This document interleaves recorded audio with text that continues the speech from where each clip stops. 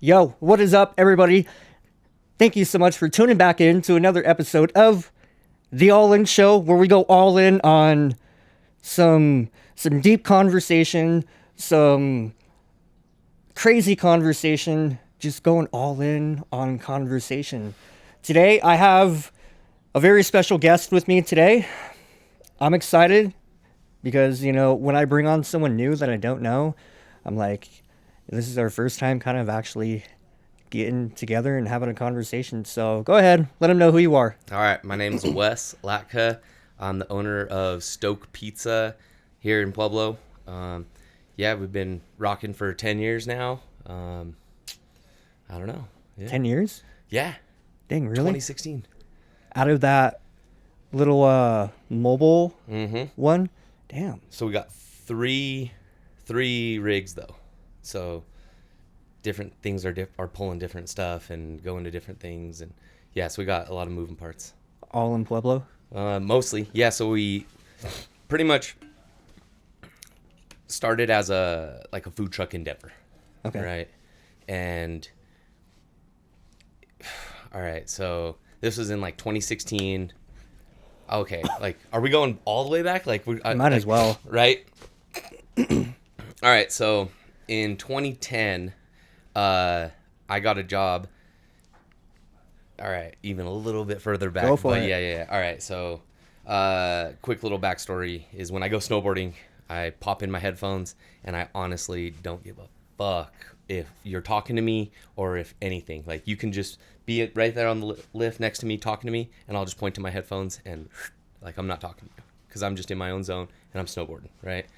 Well, one time I do that, 90% of the time I'm on the mountain, not talking to any strangers. And then one time this guy's talking to me, and for some reason I take out my headphone and listen to him, and I'm talking to him, and I learn his story, and he's a general contractor, and he's working on this pizzeria in Durango. And I needed a job at the time, and I'm like, I'll go check it out if it's a new restaurant, whatever. So I go apply, get hired, and maybe 3 weeks later, my wife gets hired there, or my soon-to-be, not, I don't say soon-to-be, but my future wife gets hired there as well.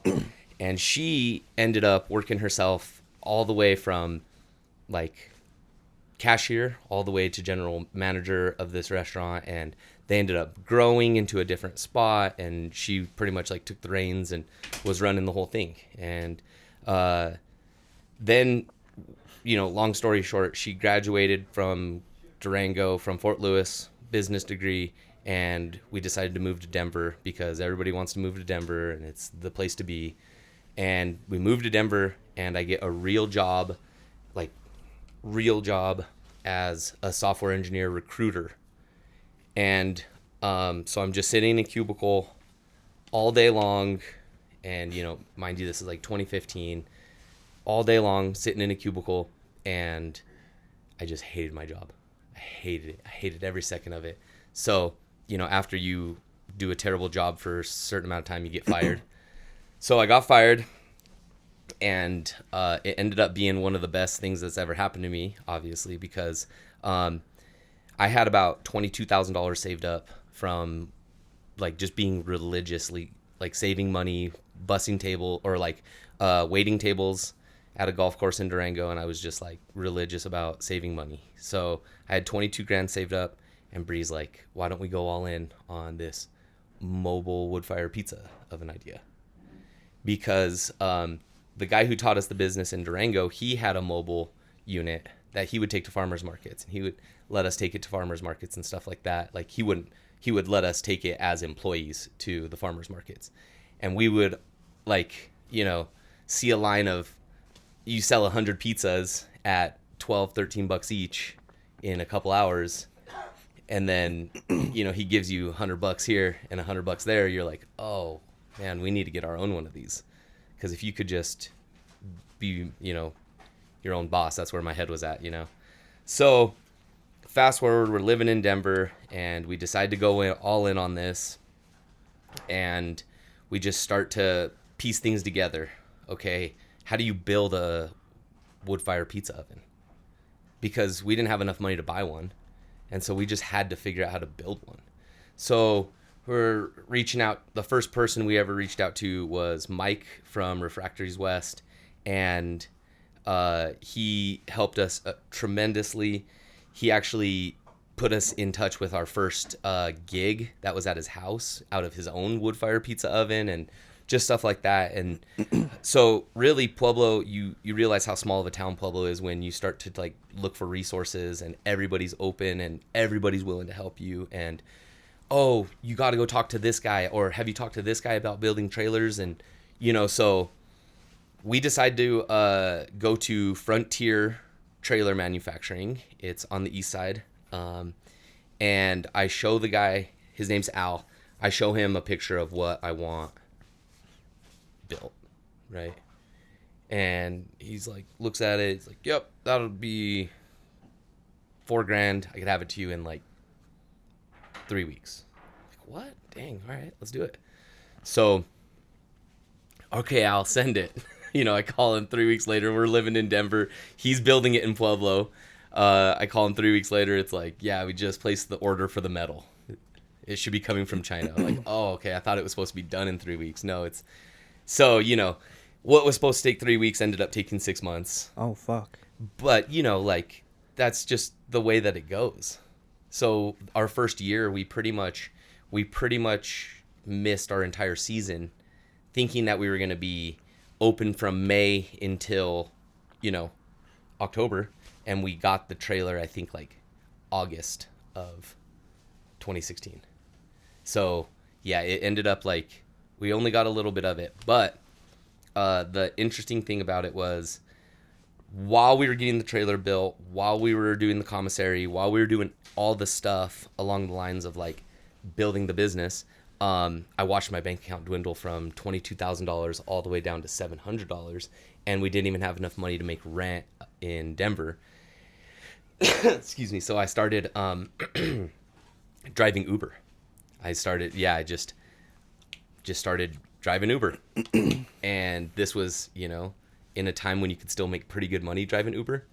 And so I would go and drive Uber and make like $50 an hour. And I'm like, what? I told Bree, I honestly don't even need a pizza oven. We'll just drive Uber forever. $50 an hour is insane. I'll just do this forever. Are you serious? Well, then we did our first ever event and we made $1,200 in 3 or 4 hours. And it was like, oh, that's totally different. That's way different. So if I were to take this time, I was going to drive Uber for 2 hours, 3 hours. I should just take that, hop online, figure out how to get us more gigs. If we could just keep this trailer moving, then we can pay the bills.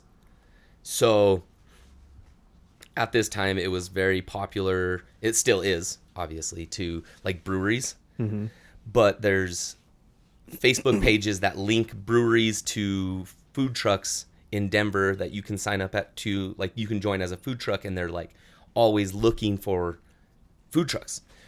Well, it took us, a little bit, because I was just saying yes to everything. So that first, that first year, our calendar was just booked with brewery, and we were just grinding it out.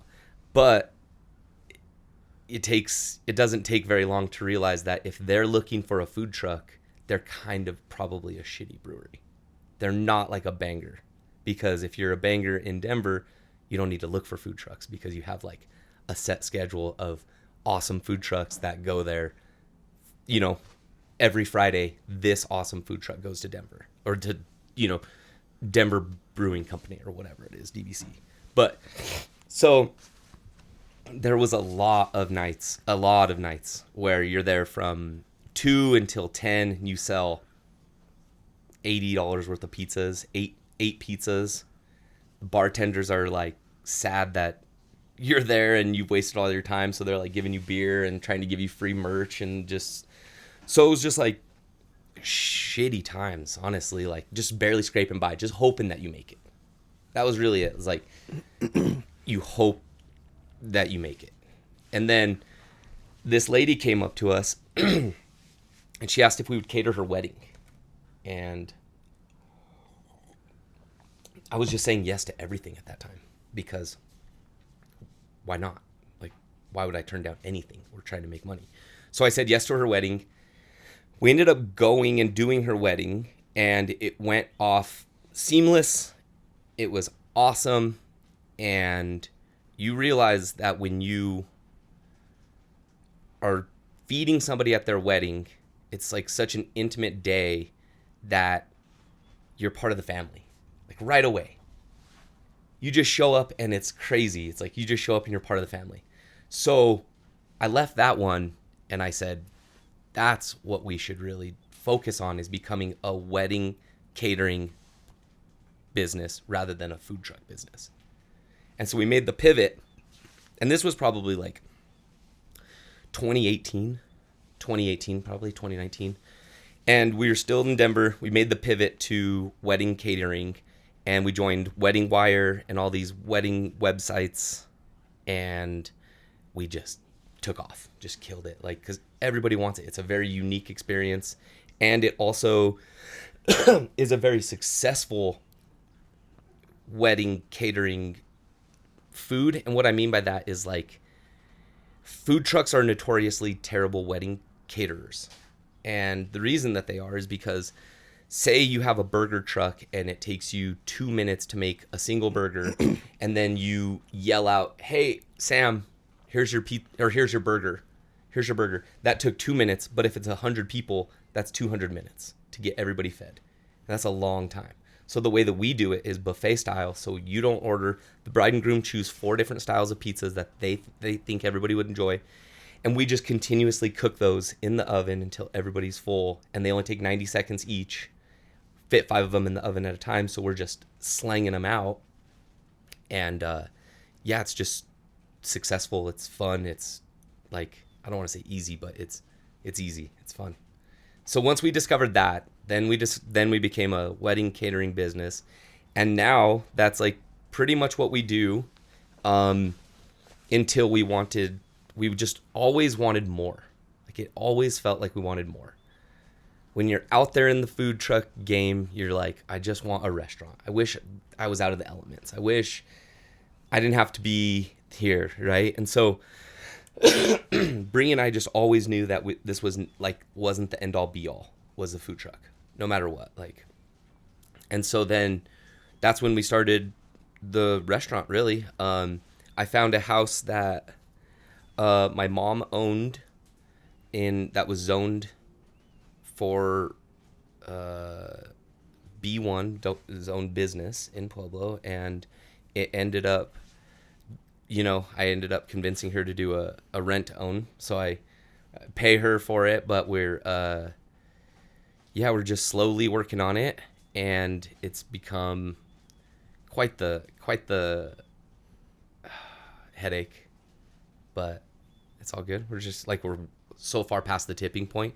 All we can do is move forward. So that's why we decided to jump in on that new spot at Bella Union with Hank, partner with Hank, because we just needed some revenue coming in, some income, because we've just been putting all of our money into the restaurant. And so, yeah. So it's going to be like your house. No, it's a house.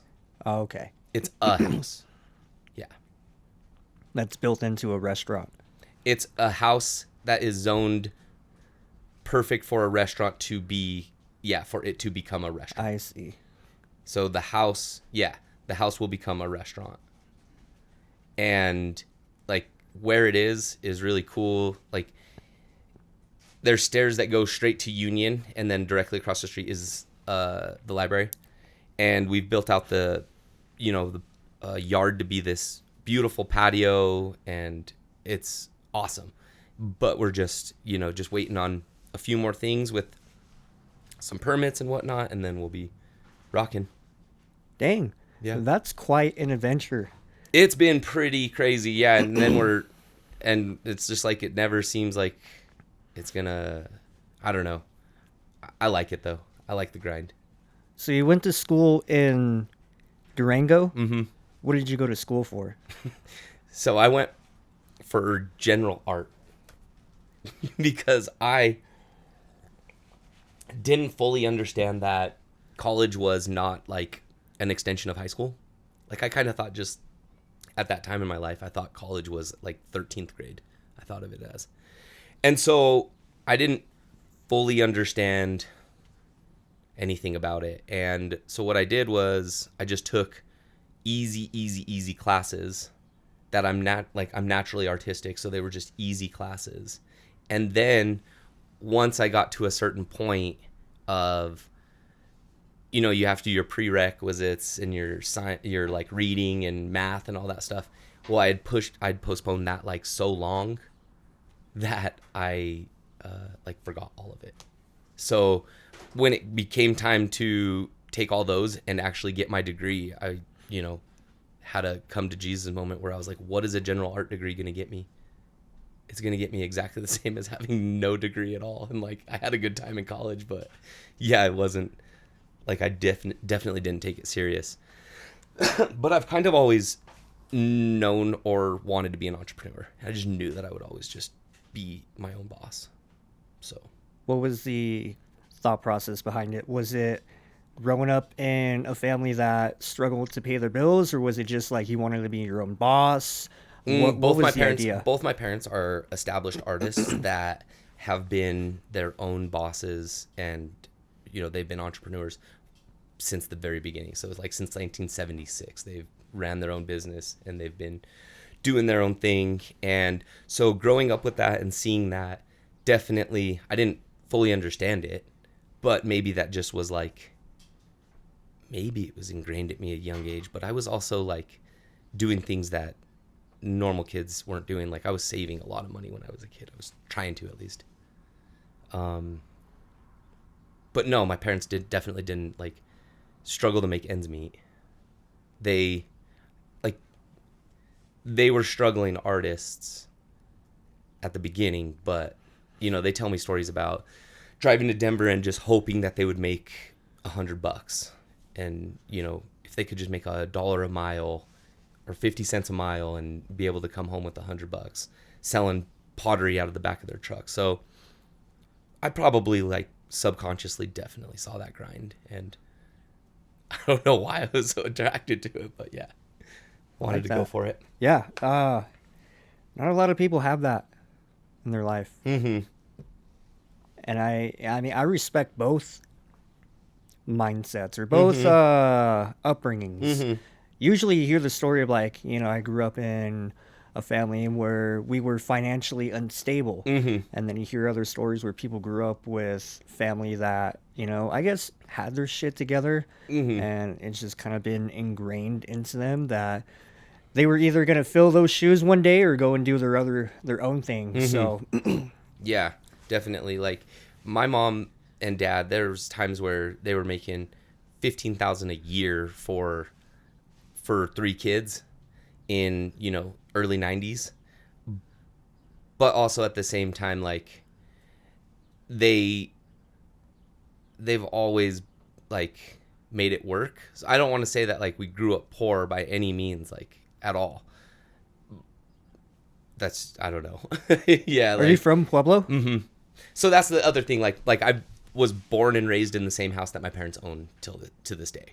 So like that stability, like that stability, definitely inspirational, because there's not a lot of kids that have never moved growing up until you go to college. So yeah, definitely that stability always helped. And then obviously, and then my mom and dad have always been very supportive of everything that we've done. Yeah. So when you went to Denver, was it as glamorous as you thought it would be, or was it? No. Did you have the opportunity that you were seeking? Good question. Yeah, for sure. Denver is a great place to start a food truck because there's so many people and there's so much opportunity to make money. That being said, it's an absolute terrible place to start a food truck, because you're always stuck in traffic all the time. They want you to show up in Highlands Ranch at 5:00 and your commissary is in Stapleton, and you're looking like, I have to leave at 2:30 to go, or like I have to leave at 3:00 to go 29 miles, and it's going to take an hour and a half just so I can show up at 4 so that I can be ready to serve pizzas at 5 or 5:30. And then you leave that event at 7, and it takes you another hour to go 29, 30 miles.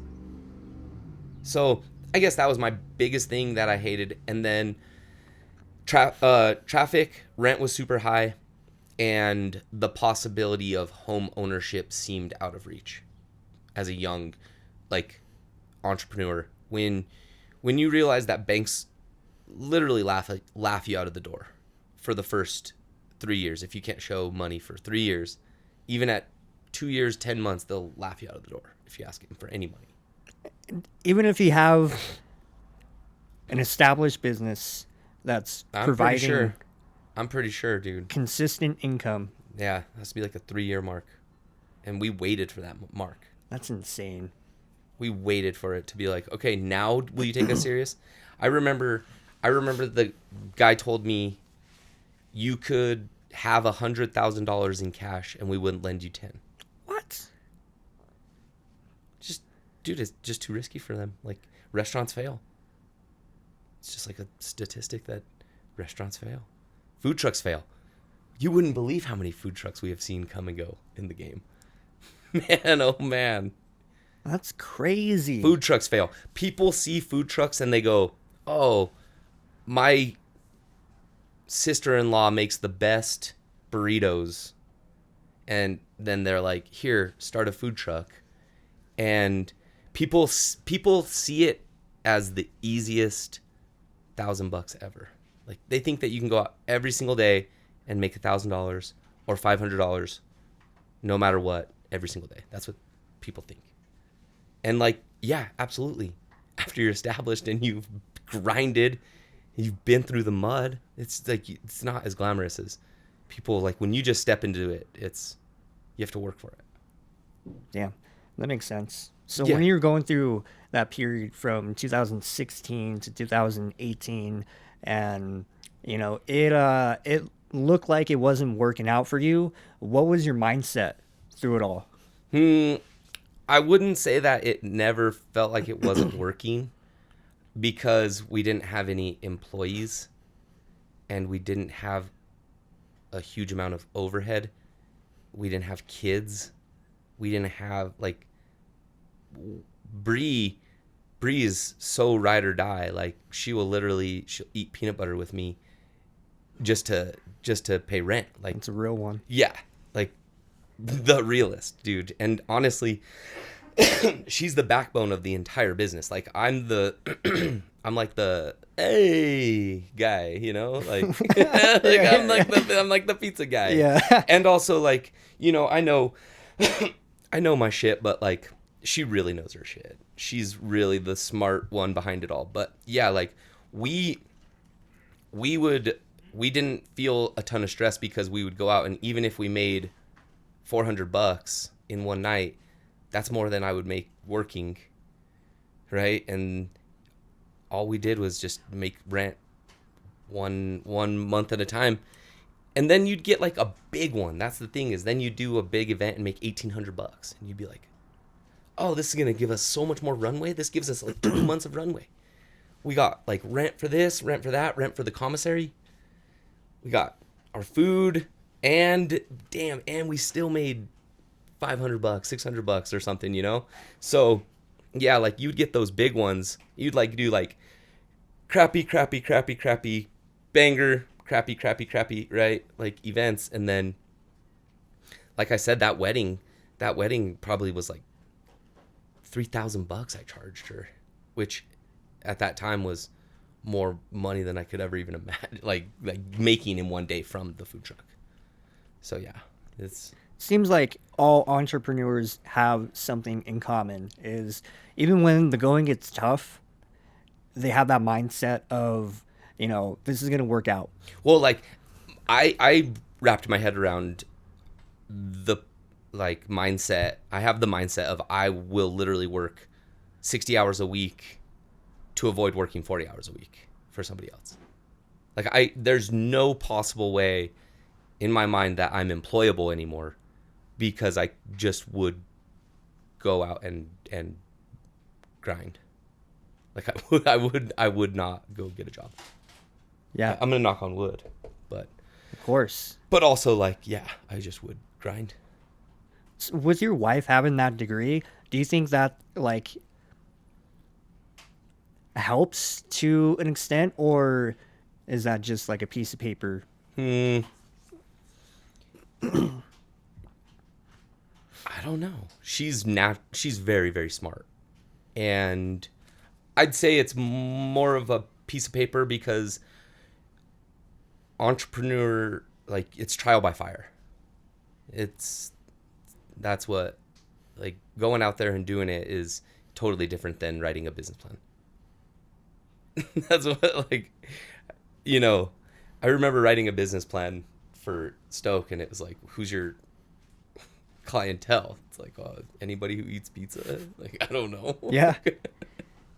So, you know, but no, she, I don't know how to answer that one. I think it's probably helped in some aspects, and, you know, just the overall, the overall experience that she got from some of her teachers and some of the people that she met while working through that degree changed her mindset pretty deep. So like, definitely like byproducts or like offshoots of it, extremely beneficial. I don't know how important like actual business degree is, to be honest with you.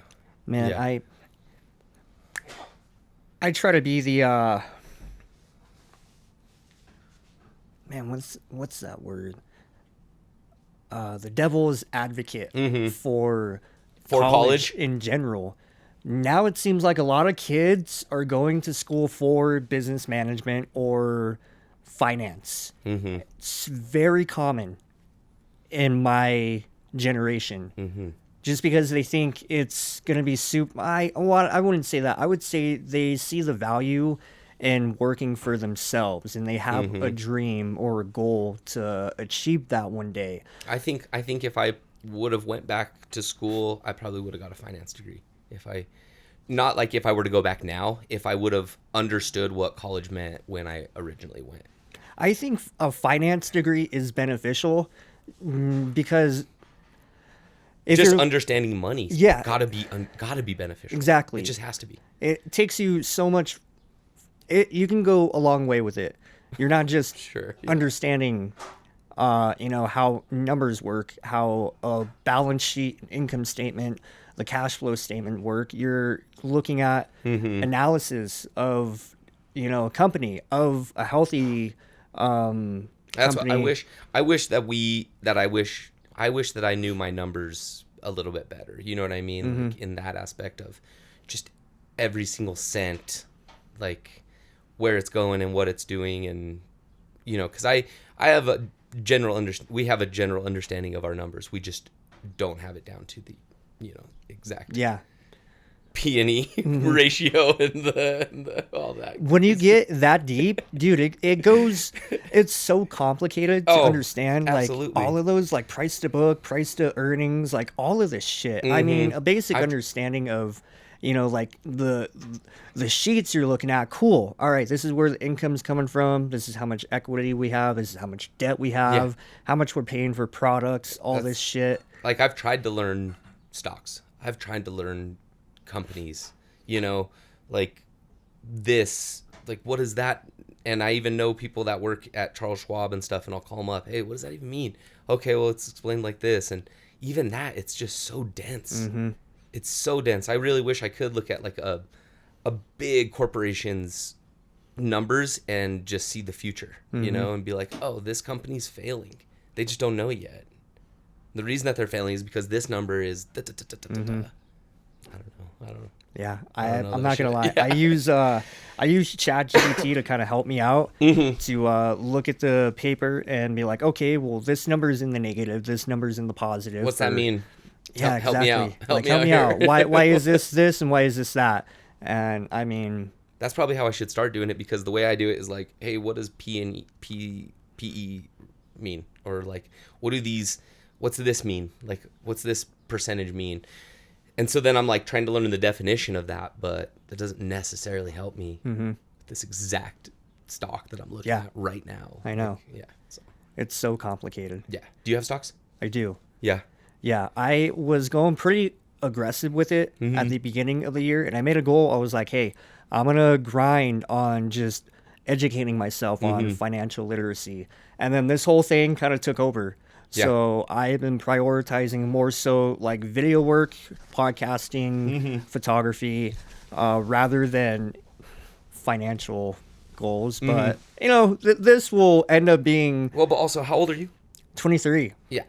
Oh, man. You're a young buck, dude. That's what they tell me. Yeah. So you have plenty of time. You're good. I'm glad you see it that way, because sometimes in my head I'm like, damn, I need to grind. I need to grind. I'm 38. I didn't even start stoking until I was 28. Okay. Don't sweat it. All right. That's good. What advice would you have for people in that mindset? That want to become an entrepreneur? That are like, man, I feel like if I don't grind now and I don't put in the work now, it's going to be too late. Pretty much what we were just talking about. You know, a young person who's like so ambitious about their goals and is like, man, if I don't do this, I'm going to lose time on it. I just always come back to the thing, like, just kicking the can. Just kick the can down the road. It's always like the way you eat an elephant is just one bite at a time. It's like, just do the next thing. You don't have to do it all because it just gets so daunting. Like, if you actually look at what it takes to start a business from start to like up and operational is a lot. It's a lot. And it just gets daunting. And so you just have to like keep that mentality of like, I'm not going to do it all today, but I'm just going to do something. I'm going to knock something off my list. Like, Stoke was created by me having lists every day. Just like a list of work on website, file for sales tax license, apply for an EIN number, like just everything, dude. Like Baby it's steps. Just little, like you just climb up the ladder. And then we have a business mentor in town as well, and he's always telling us, like, as you're climbing up the ladder, the universe will pull a rung out and it'll try to knock you off the ladder. And so you always have to just keep climbing, just keep climbing the ladder. If it knocks you down one rung, all the rungs, just get back up and just keep climbing it. And so that's our mentality, is just little steps, and just, you know, hard to sink. Keep plugging away. Buoyant, yeah. That's a metaphor for life in general. Yeah. Just, You know. like, try to just keep on keeping on. Yeah. You know, it really is like I love that quote because it stands so true. Yeah. To the way you could think about life. Mm-hmm. You can be upset and frustrated that Yep. this is going on. This is piling on top of it. I got to cram all this studying in for this exam I got to do for work. Mm-hmm. It can go for relationships, Yeah. finances, the whole 9 yards. But I think it's really just about how you perceive it, your mindset. And don't get me wrong, it's okay to feel the emotions along the way. Dude, yeah, you feel them. That's for Yeah, sure. exactly. But just keep on keeping on. Yeah. That's the thing, is like, you can get discouraged. You can want to quit. You can be pissed off. You could literally feel the emotions, feel all of them, but just don't quit. That's the thing, is like, you can feel them all. You can feel sorry for yourself, everything, but just wake up the next day and just know that that day is different than the previous day. Mm-hmm. You know? And Bree and I really do, and we've said this since the beginning, we believe that failure is the gift that keeps giving. We always say that. Always. Because it's just like little shit that you learn, man. Little shit. We did one event in Parker one time for the Oktoberfest. 25,000 people. 25,000 people. How many food trucks? Oh, there's only going to be 4 food trucks there. Oh my God. We're literally going to have to buy a new truck to bring all the cash that we're going to make from this event. 25,000. We prepped so much. I remember we were thinking that we were going to do 1,000, 2,000 pizzas, right? We did maybe 50 pizzas over 3 days. And you realize that Oktoberfest, people want German food. They don't want pizza. They didn't come to Oktoberfest to eat pizza. They came to Oktoberfest to eat sauerkraut and brats and Wiener Schnitzels and da-da-da-da-da and all the German food. It's just something that we learned. We get offered, hey, do you want to come to Oktoberfest? We're good. We know that. We've failed there before. I don't need to fail again there. So yeah, failure is the gift that keeps giving. Oh yeah, man. You said it there. That's great advice. We'll get into more advice. Yeah. Why did you come back down to Pueblo? Oh, good question. Really good question. Denver, we were paying $1,275 for a 1-bedroom apartment in it was off of what's that sketchy ass street in Denver? Colfax. It was like off of Colfax and Fillmore or something, like somewhere right around there. But it was like in a really nice apartment complex that was like a compound because you had the key card to get in and everything. So it was safe. But I brought up Zillow, and this was in 2020, maybe in like 2019. I brought up Zillow, and I'm like showing Bree what we can buy and own in Pueblo for the same price. $1,275. Our mortgage would be about $1,275. We could live here. We could own something. I'm from here, but she's from Castle Rock, so I definitely didn't think that there was a shot in hell that I would get her to move to Pueblo, because Pueblo just has such a stigma. Oh yeah. Are you from Pueblo? Yeah. Okay, so yeah, So got her to move, showed her what we can own in Pueblo, and she was very hesitant because she didn't think people in Pueblo would like our pizza. And I told her that we would just force it on Pueblo pretty much. Like we would just show up and serve pizzas until they accepted us. And good food is good food, man. Like people, they really show out for us here. They like us, and we love everybody in Pueblo, man. I love that. Love our clients. Yeah. It seems like Love our customers. Yeah. what you just said is very true. I remember grabbing one of your pizzas like 3 years ago at the Union food truck at Mineral Palace. And one of my good mentors as well, I got a pizza and he's like, that's good pizza right there. And I had it and I was like, oh yeah, it's good. I think it's unique and it's different and it's something people aren't doing in Pueblo. So when you have that combination of things. Well, and fast. That's the thing too, is like 90 seconds. People half the time don't believe it. The other half of the time they walk away, and they walk away for 5 minutes and I have to chase them down because it's like, no, I was serious, man. Like this is that fast.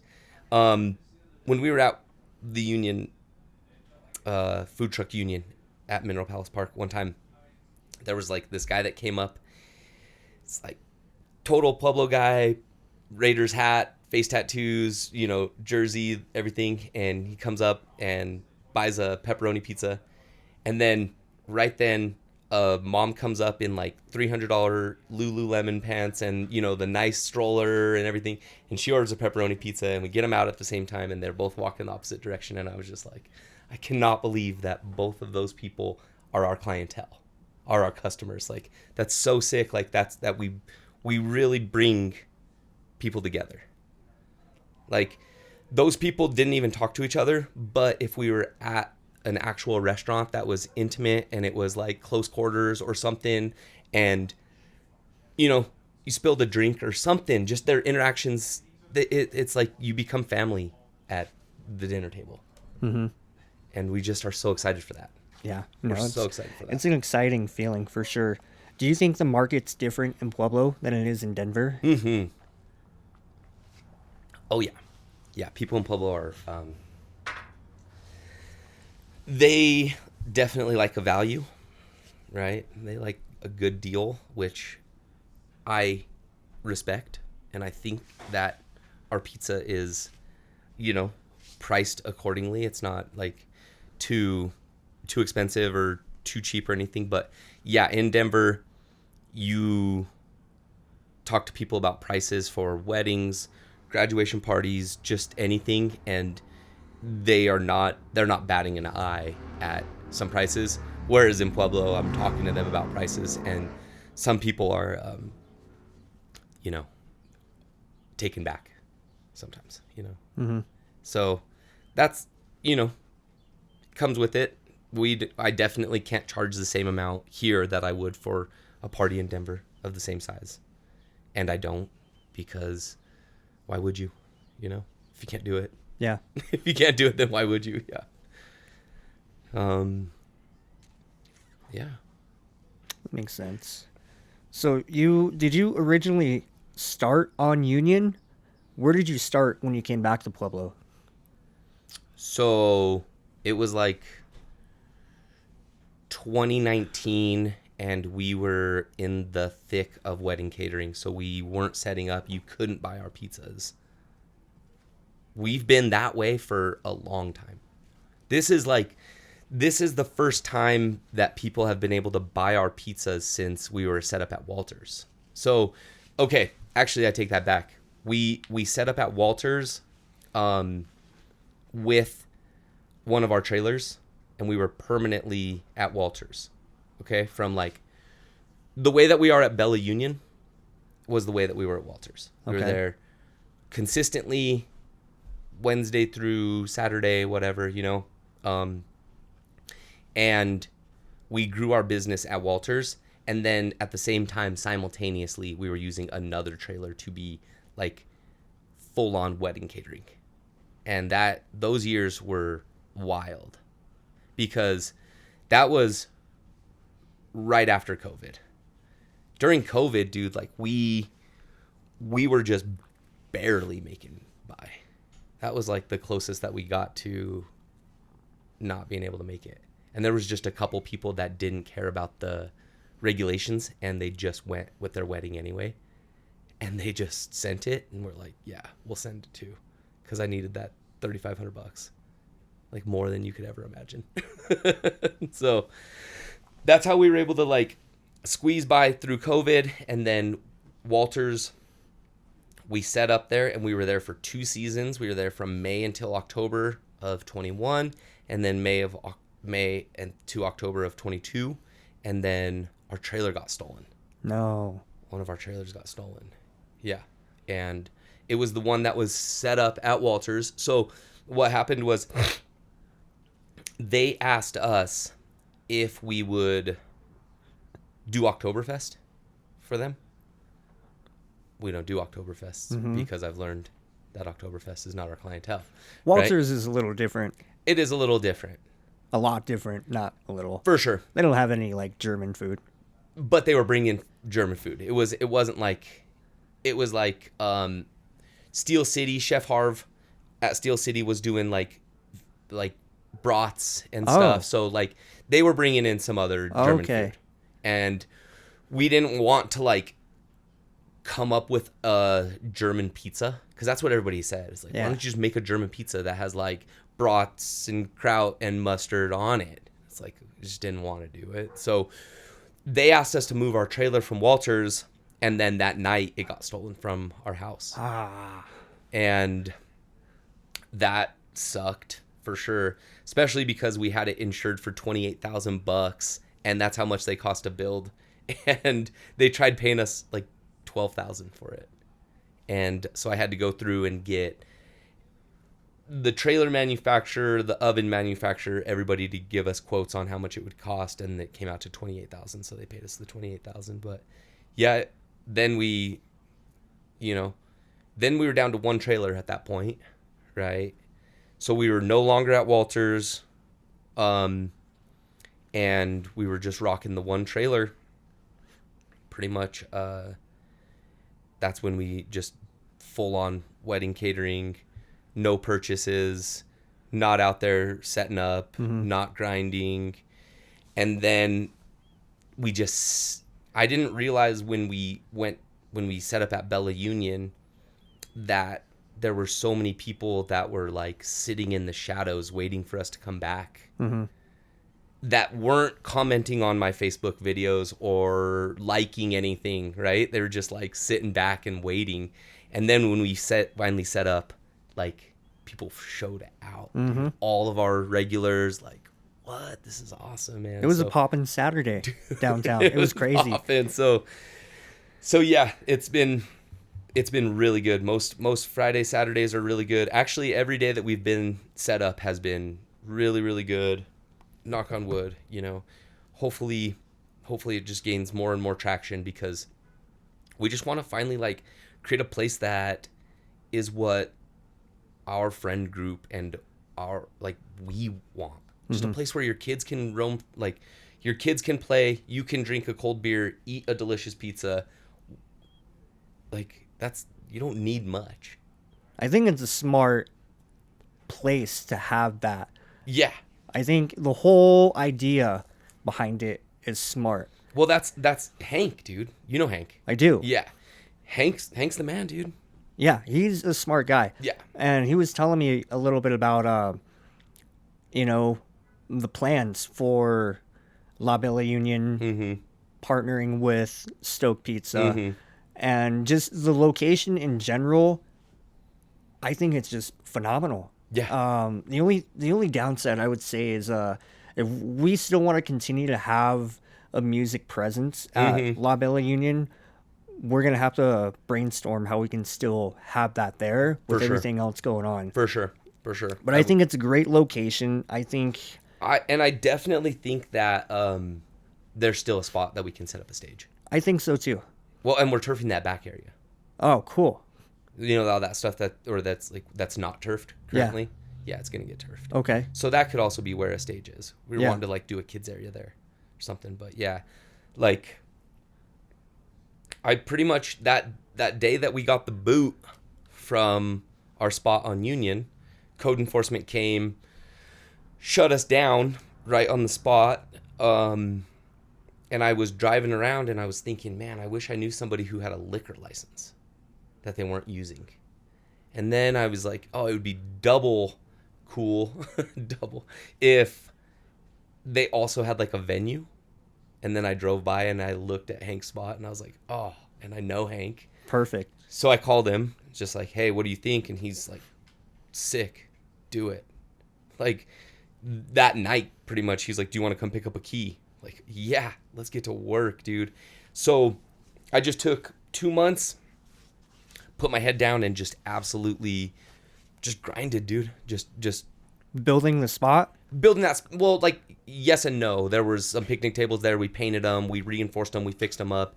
We threw away the shitty ones, brought in new ones, painted the new ones, built out new this, like built out that counter where we served the pizzas from, built out this, and then just cleaned it up. But when we were starting the project, Hank told me, he was like, she cleans up nice.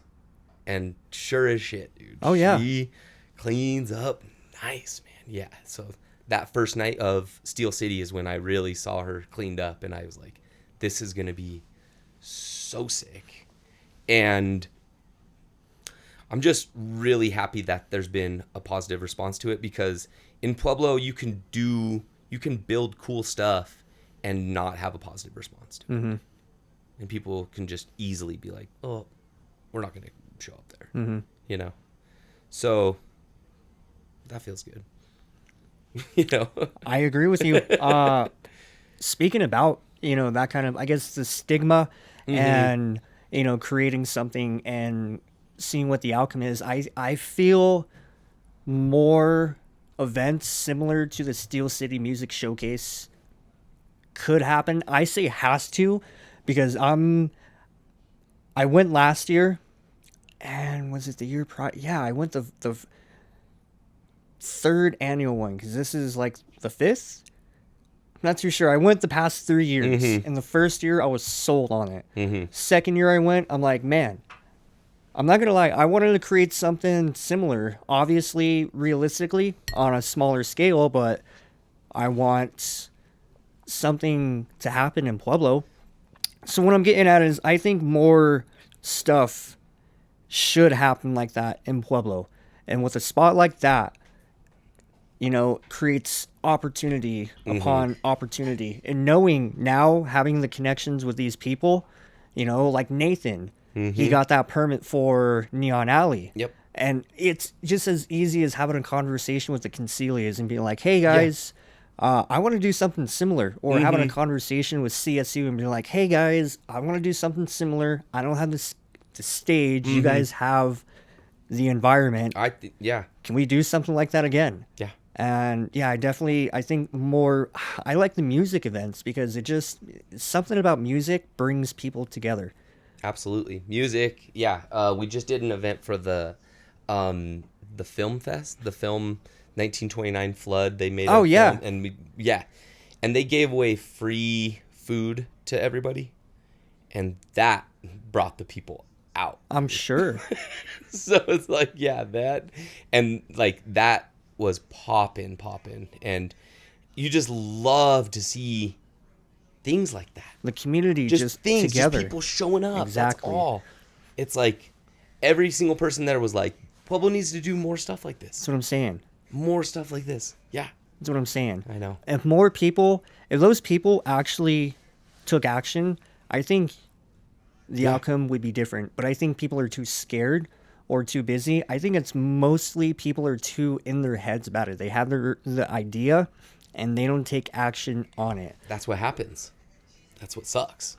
Yeah, it's so unfortunate. It makes me so sad and devastated because you see the potential. Yeah. But not only in what could be, but also in people. Yeah. And you try to show them or tell people that potential either within what could happen in the community or what this person has, and they just don't see it and they doubt themselves.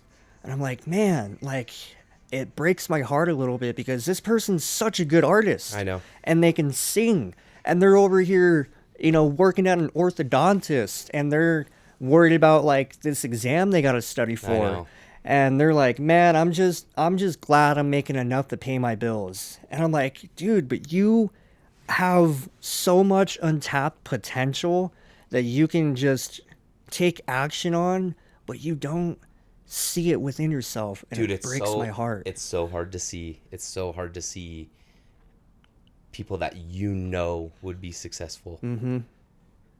Trust me, I have a lot of people like that in my life where I'm like, I promise you, if you were to just do something and take that leap, you would kill it, dude. And that's when I really wish that I had like a lot of money to be like, here, I'm gonna give you 50 grand, go for it, because I know you're good for it, and pay me back and chase your dreams and go whatever it is. But it's like, I don't got it like that. Yeah, I know. Not yet. Not yet. That's what I keep saying too. Like, not yet, dude. Yeah. I will. I feel the same way. I know. We will. We will one day. Yeah, we one will, day, dude. and then will, it'll be that way. I keep telling people, I'm like, hey, like, don't, like, I don't know why you're, I guess, hesitant or you're doubtful or whatever it is, but one day, I wouldn't say one day, that day is gonna come where I'm like, you know what, fuck it, let's go to Belize real quick. Let's just go there for the weekend. Everything's on me. Don't gotta worry about anything. And they're like, well, that's not right now. You're not in that position right now. It's like, okay, well, I will be. Yeah. All right. So don't.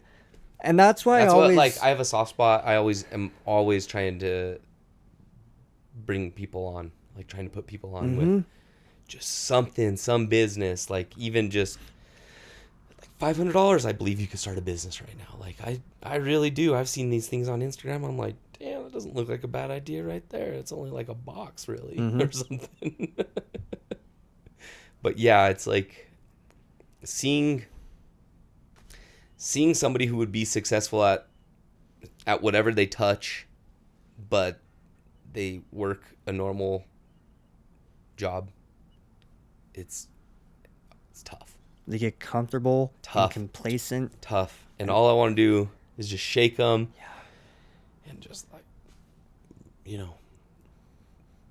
tell them like, man, you will be successful in whatever you touch. Just go anything, dude. Go learn HVAC. You could have a killer business in 6 months, a year. Yeah. I don't know. I'm with you. But yeah. I'm with you. I think if more people chased their dreams, the world would be different. And I was in that position, that point in my life at one point where I was complacent and comfortable because that's the norm. Oh yeah. Go to school, go to college, get a job, be a part of the working class community. And now I think it's going back to what I was telling you earlier is it's normal now for people to be entrepreneurs and make a living outside of the typical 9 to 5. And this has a lot to do with social media. But it's a lot more popular now than it was. Oh, absolutely. And not only that, but like just like you said with social media now you can and you can learn anything. Everything's at your fingertips right now. So it's so hard to justify going to college when these kids have everything at their fingertips. All the knowledge in the world is on their phone, is on this, like whatever. But like yeah, you just get stuck in that normal. That's what they want. They want us to be worker bees. Yeah. Yeah. Duh. Yeah. So I hate it. yeah. Some jobs acceptable, like police officers, nurses, firefighters. I think there's a lot of necessity or jobs that are necessity, but you can still do something. Yeah, well, and not only that, like it's just not for me. That's all. Like I could never. When I was floating around without an idea of what I wanted to be or do, I thought about becoming a police officer, fireman, or real estate person, realtor, just stuff like that. And just like none of that stuff. Honestly, I don't even know how I became so passionate about pizza or why I'm so passionate about pizza.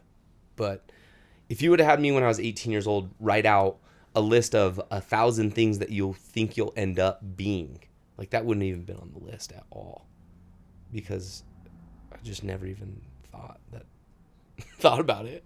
It's what ignited it. Did it all stem from working in Durango at that pizzeria? Yeah, because that was the first time I ever had wood-fired pizza, and it was just fucking bomb. It was just different. And working for Tad, that was the guy who like taught us the business.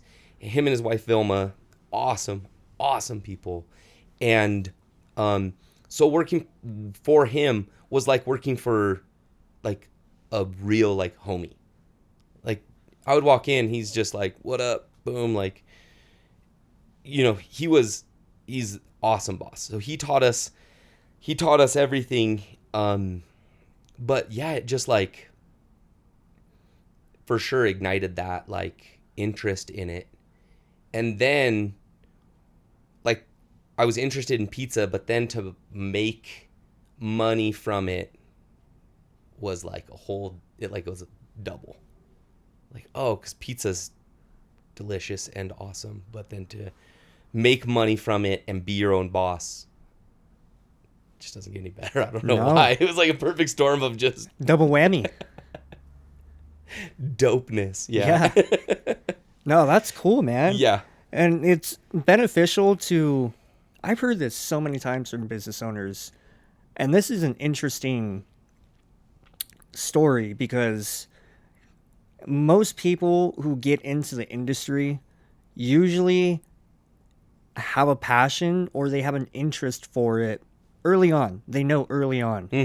And then they get into the industry, they get mentored, about it, and then they go off and start their own. So for you to get into it and then be like, oh, well, this is cool, it has its own unique story to it. Yeah. But it's all the same story. You get into, if you're going to start a business, you get into a business that you already are knowledgeable about or that you've been working in for so long, you know the game. Yep. Absolutely. But you have to like it. You really, really do. Like I started a CBD business at the time that everybody was starting CBD businesses, you know, the craze. And I started a CBD business, and it's like, it just failed because if you don't care about something, if it's not in your heart and you're just chasing the money, it's not going to be as successful, I think. I really don't. Because you don't care as much. It's like what they say, if you love what you do, you'll never work a day in your life. Exactly. But also, like, the way that I explain it is, if you would do what you're doing for free, would you do it for free?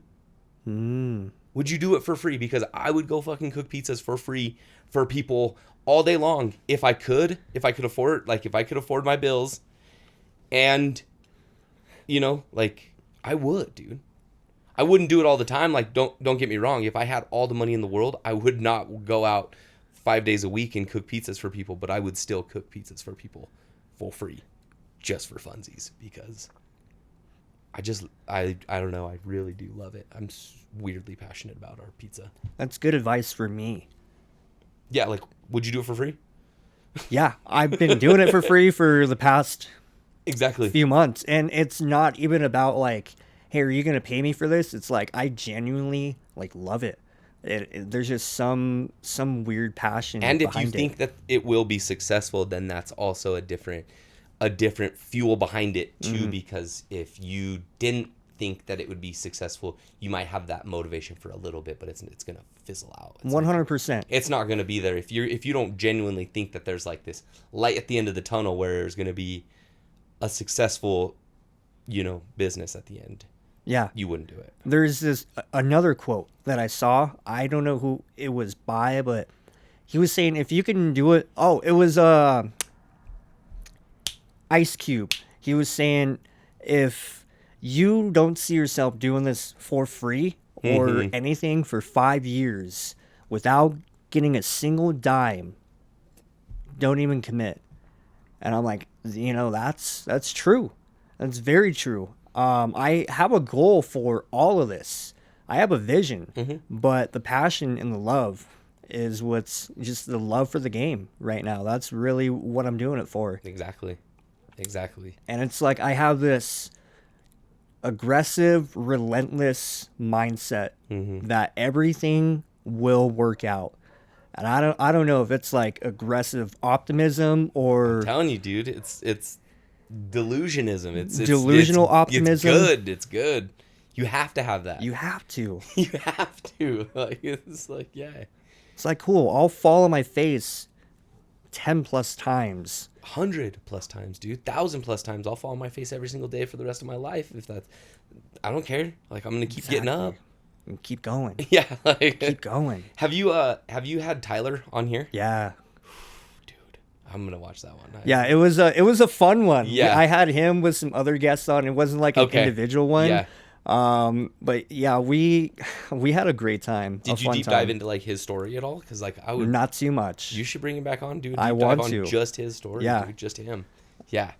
Or so this is just like on entrepreneurs. Like everybody that you bring is like entrepreneurs. I've been kind of trying to do a little shift. So I love having fun with friends and just going off and shooting the shit. But I also, for what I'm trying to get into, I got to watch how I put myself out there on social media. For sure. So I also really enjoy deep diving into deep conversation that makes you uncomfortable. The uncomfortable thoughts in the back of your head. For sure. The thoughts that people don't talk about that should be talked about. So Absolutely. I want to do more of that, but entrepreneurs, friends, just random people I meet, and I'm like, hey, you want to come on the podcast and just kind of deep dive into some conversation? So it was a mixture of entrepreneurs and just friends coming on, shooting the shit. But now something's really telling me that you should still keep pursuing entrepreneurs, but pursue the conversations that people don't talk about. Because I think if you can be the person to speak about it, it'll bring confidence to other people to speak up about it. So like June's men's mental health month. So there's definitely a lot of emotions and thoughts that run through my head constantly that I've been opening up and being vulnerable to people about lately. But I think a lot of the population and a lot of the community, even here in Pueblo, they don't talk about it. So something's like kind of drawing me towards that a little bit to bring men and women on and talk about that. Dang, dude. I have like so many people. I have so many people that would be very interesting for you to I would interview, love dude. them. Yeah, seriously. Like I have, and like way different avenues. That's the thing too. Like my mom would be great on here. She's been entrepreneur for since 1976 really, and she has a nonprofit that does Trees Please and plants trees all throughout Pueblo, and like trees that are huge in the middle of the medians that you drive through, when you're driving down Abriendo and stuff. Like those were planted in the early 90s from her nonprofit. So like that would be a really fun, like cool person.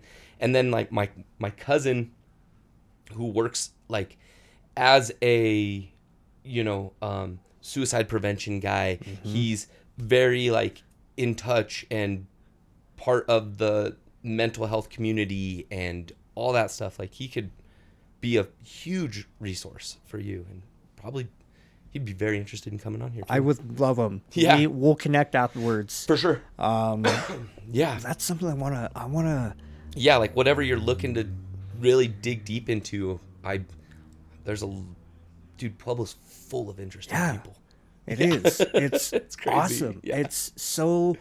It's so awesome because people have this stigma about Pueblo. Oh, for sure. I was talking to someone I met in Denver, and I was telling this person that I'm from Pueblo, and that person was like, what is it about Pueblo you like? Because I've heard good and bad things, mostly bad, but I'm like, yeah, everywhere is going to be the same. Yeah. But what I like about Pueblo is the community. Yeah. They really support you. Yeah. And whatever you do. Yeah, there's bad parts. You're going to have homelessness. You're going to have Crackheads, you're going to have this, drug you're going to have addiction. that. Yeah. Yeah, But everywhere. the thing about it is that I genuinely feel more comfortable walking through the sketchiest part of Pueblo at the sketchiest time of night rather than Colfax. Yes. Or any like sketchy place in Colorado Springs. Like they say Pueblo sketch. I'm like, yo, Denver is sketch, dude. Yeah. Like Colorado Springs is sketch. Yeah. They're all sketch. They're just sketch in different ways. Exactly. And like Pueblo sketch in the way like if you were to go around and talk shit to strangers, you're gonna get punched. But Denver's sketch in the way of like a crazy person stab you in the face with a razor for no reason. Or it's just like, that is way sketchier. Way sketchier. I don't know. Pueblo's the shit, dude. But like, we got to keep the secret. We can't tell everybody. I know. That's the thing. So creating podcasts telling everybody how amazing Pueblo is. I'm just kidding. But no, really though, it's like, if my mom always says, if you're too good to get off the interstate and see what we have to offer, then just keep driving. We're good. Like, we don't need you to stop. We don't need to explain to you how awesome we are. We don't need to explain to you like that we have this reservoir that's untouched every day, and nobody touches these bike trails and these hiking trails and this badass reservoir, and we have all these, like Pueblo's awesome, man. I don't know. Growing up here, I definitely thought I will move somewhere else. But Pueblo's dope. It's a great community. It's awesome. Yeah. And people are as like heartless as they are, or as savage as they are, they're just as equally as like sweet and like loving and open. That's the thing, is you just have to find the right people. You just have to find your people in Pueblo. And I think it's very common to find that in Pueblo. Not common. It's easy. So easy. Yeah. I guess if you're looking for it. If you're looking for it. If you're not, it's hard to find.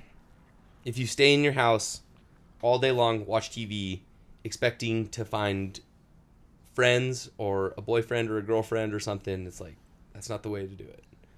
You got to get out there. You got to do some stuff. Like, I don't know, go to yoga classes. I always tell people, like, go to a class where you just, if you don't know anybody, this was the advice my mom gave me when I went to college, is like, if you don't know anybody, just go do the same thing every day, because eventually you'll see the same person there.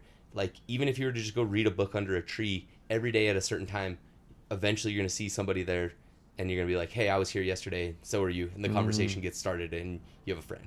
So she was just like, just do something consistently, whether that's yoga class or this or that or working out. It's the best place to meet people. It's the gym or something. Yeah.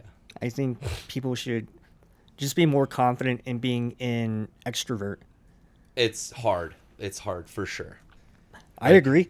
Don't get me for wrong. For most people. For me, it's pretty easy. It's intimidating and it's scary going up to new people and introducing yourself. I've never met Hank until that day I came up to Stoke and, invited you on. I should say I never had a conversation with him. Yeah. I've seen him, around. Yeah, everybody knows him. Yeah. And he looks like a super intimidating guy. He does? Yeah. Okay. For me. Okay. So when I went up to him and had a conversation, I added him on social media afterwards, but I've been meaning to talk to him. Yeah. So I saw him that day just having a conversation with another entrepreneur that I met Who was that? day. JR, right? JR Not Chavez? JR. No? The guy who owns Print Pros, Anthony. Yeah. Yep. I would have never met Anthony either if I didn't just go up and talk to him. Oh, sick. And I was just driving down Union, and I was like, I wonder if Hank's there. Sick. That's how you did it? Yeah. So that's how I do a lot of things. Sick, yeah. And I was like, oh, that's Hank. I'm going to stop. I'm going to pull over. I'm going to go put my face to the name, go talk to him. And then I met Anthony, and I was like, wow, fucking killed two birds with one stone today. Yeah, for sure. JR is another good one. JR is definitely a good one. And that's how I met him too. Yep. That's how I met a lot of entrepreneurs in Pueblo. A lot of people that Pueblo, I wouldn't say they're making a name for themselves in Pueblo. I hear about him on social media, and then I just see him. And then, of course, I get anxious inside. But I'm like, you know what? This opportunity may not present itself again. I got to go up to him. And 9 times out of 10, they admire it. Oh, absolutely. And not only that, like, Hank's the easiest going guy around. So chill. He's the easiest going guy around. Like, so, yeah, like, he's awesome, dude. That's sick that you just met him that day. You should get him on here. I want to. Yeah. He's nervous. He is? Yeah. He probably has a lot of... Cool. He has a lot of juicy stories. He has a lot of juicy stories. Yeah. But he's an entrepreneur, to say the less. For sure. But yeah, I had a conversation with him that day. I was like, damn, Hank, like, you're a bit of a fucking G, bro. Yeah, I'm like, shit. And I would have never... I've heard stories, but I would have never expected it. Yeah, he's the man, dude. Ever. Yeah. And then he was like, yeah, I did boxing growing up, and this tweaking out person was walking by, wanted to come in, and he was starting a problem. And Hank just walks up to the entrance and just nonchalantly chill. He's like, dude, you got to go. I remember that guy. And his wife was right there too, and she kind of looks like a G too. Like, what the fuck? He just told that guy to keep on keeping Basically. on. Basically. And then he just starts a problem walking away, and he's just walking away minding his own business. But, deep down, he would have fucking pieced him up a little bit. That is too funny. Yeah, dude. He's an interesting character, that's for sure. I would love to have him on one day. One day. That would be such a good one. I feel like he would have a lot of good information to tell me. Yeah, he's and that's the thing too, is like, he's been doing it since day one, dude. Like, he's been hustling. He was hustling piñons like when he was a kid. He would go around and sell piñons. So Like, yeah, day one. Yeah, dude, he's cool. I'm gonna bring this mic closer to you. Oh yeah. My bad. I've been messing this stuff up. All right. Yeah. Okay. Yeah, I have ADD, so I just move around a lot. You're good. It's normal. You got this whole couch to kind of just like chill on. It's like shifting and whatnot. But yeah. No, I feel you. Yeah, but yeah, it was everything's. I don't know. What do we want to talk about? How long have you been married for? Bree and I got married in 2018. So we've been married for 8 years. We're celebrating our 8th anniversary in September, but we were together before that for quite some time. Like, we dated for a really long time, and so yeah, we've been together since like 2010. How did you know she was the one? Well, I definitely, like, for the first little bit, what happened was I had a girlfriend before Bree, and she cheated on me, and so I was really, like, not into girls. I was like, nah, dude, fuck these bitches. Like, I'm not into it, you know? And then Bree and I started hanging out, and she was just like the easiest going girl ever. Just ever, man. We would just sit on the couch and just watch Netflix or like play video games, just whatever. And she just was so easygoing and so chill that I just like, we just hung out every single day, and I just like fell in love with her over the next like months, years, whatever, of just like getting to know her. And then, you know, now, man, she's literally like the best mom and wife I could ever ask for. Oh my God. Yeah. Man. That's beautiful. She's fantastic. Did she always share that mindset of, hey, we're going to make this work? Oh yeah. No matter what. Oh yeah. Yeah. We used to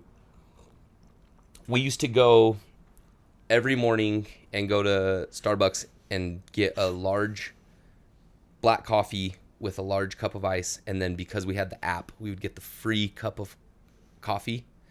So we would do 2 big iced coffees, and we would just chug them down, and we did it for like $2, and that would be our morning, like every morning. And so we weren't even eating breakfast. And then that was when we were making the website and we were doing whatever we do, and then we would go to Chipotle for lunch and like eat this $9 bowl, and we were just living so close to the bone, dude. Like, you have to save every single penny. And but yeah, she has told me that all the time, like since day one, dude. Like, I'll eat peanut butter with you under a bridge. We're good. You don't have to worry about it. Like, if rent is what's stressing you out, like, don't worry about that. We'll be right. And she's the one that really is always like, we're fine. We're fine. The amount of money we have is fine. We will be fine. She's really the one that is my rock. Without her, I'd just be like a nervous wreck. I'd be floating around. My ADD would be like kicking in really bad. I'd be like starting a new project every day and just floating around aimlessly, really. I think as a man, that is something deep down we strive for. We want. You have to have a woman there in your corner. I think you really have to have a woman in your corner to be a successful entrepreneur, no matter what. It's part of the pillars, is what the studies. Yeah, Think and Grow Rich. Yeah, Think and Grow shown. Rich. Mm-hmm. Yeah, have you read that? I have. So it's not even like, it's not only in that book, but it's in all the other ones too. Yeah, exactly. So many other books. It's like, you have to have somebody in your corner that's just like, no matter what, cheering you on. Yeah. And it's totally different having somebody who's not in your corner, but they're your partner. Way so different. like having somebody in the ring with you, almost, rather than your corner cheering you on, they're in the ring with you fighting. So that's So way different. So important. Way different. Like, important. even these huge successful entrepreneurs in the 20s, 30s, you know, Henry Ford and stuff, like, you know, those women were just at home being supportive, saying, hey, good job, you did good. But to have somebody like next to you fighting is way different. Yeah, man. It's awesome. I agree with that statement. You Yeah. know, I'm a lover at heart. Mm-hmm. I want that 100%. You know, of course, I'm young. So you have billions of women in the world. Yeah. And, you know, you can experience so many different things with different women. And I think, yeah, that's cool. That's awesome. But I think, you know, deep down, and this is coming from probably childhood trauma, is I never grew up seeing two people, you know, love each other properly. I never grew up in an environment where I was like, man, that's how you're supposed to Love somebody. Yeah. love somebody. So I think a part of me longs for that. And the other part of me is just like, hey, like I genuinely like want that type of connection in my life. So there's a lot of factors in it. But I think, you know, to be successful is you could potentially have a partner in the ring with you, you know, sharing the same goal, the same values, and you're just going through this together, and you're like, hey, nothing's going to stop us. We got this. It's so crazy to even think that that's the situation that we're in, is that because it's so rare that you would even find two people that are even interested in the same shit. Right? Like, I want to start this business and I want to start this. Like, they would rarely ever just like completely mesh into one dream, which, man, I'm very lucky to have that. And she like, Bree is just the responsible one. Do you know what I mean? Like, she's the one that reads the contracts from the wedding venues, and she's the one that pays our sales tax, and she's the one that like keeps me out of, you know, trouble with the sales tax and all the taxes and stuff. Make sure we get her all good with Uncle Sam and whatnot. But yeah, she's the responsible one. I'm the like shoot from the hip, we'll figure it out type guy. She's more like no, not with that. Yeah. We got to make sure the gun's loaded. Like, we can do other things. We got to aim correctly. Exactly. We can do other things, but no, we're going to do it responsibly. She's kept us on the straight and narrow for sure. Nice, man. Yeah. Nice. Do you think having kids changed your mindset a little bit about how you grind? Does it make you want to grind harder because you want to be able to take care of your kids? Yes and no. Like, yes, to take care of the kids, to give them experiences that I would like them to experience. But no, because like I want to spend time with them now, currently. And you know, when everybody's telling you and you know that you're not going to get these years back, so, you know, you feel somewhat guilty sometimes to go work, especially when Bree's telling me, hey, you know, you don't have to work on that project right now. And I'm like, yeah, but if that doesn't happen, then it will never happen. So I'm way more of a like, put your head down and just get it done, no matter what it is. And she's, you know, like, hey, chill out. You have a 2-year-old. Come and be with, or, you know, you have a 1-year-old. Come and be with him. You know, you have a 6-year-old. Come and be with her. So, yes and no. It's made me want to work harder and not harder all at the same time. Yeah. Like, I want to grind harder so I can get a boat, so that I can take him out on a boat. That's all. That's like my number one motivation. I love it. To have a boat. I love it.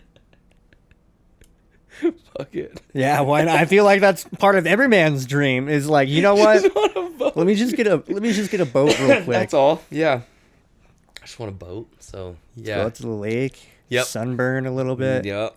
Few beers. Yep. Be all right. Wake surf. Yeah. That's what I'm obsessed with it. Yeah, man, that would be so cool to have a boat. Yeah. So that's probably my number one motivation is to get a boat.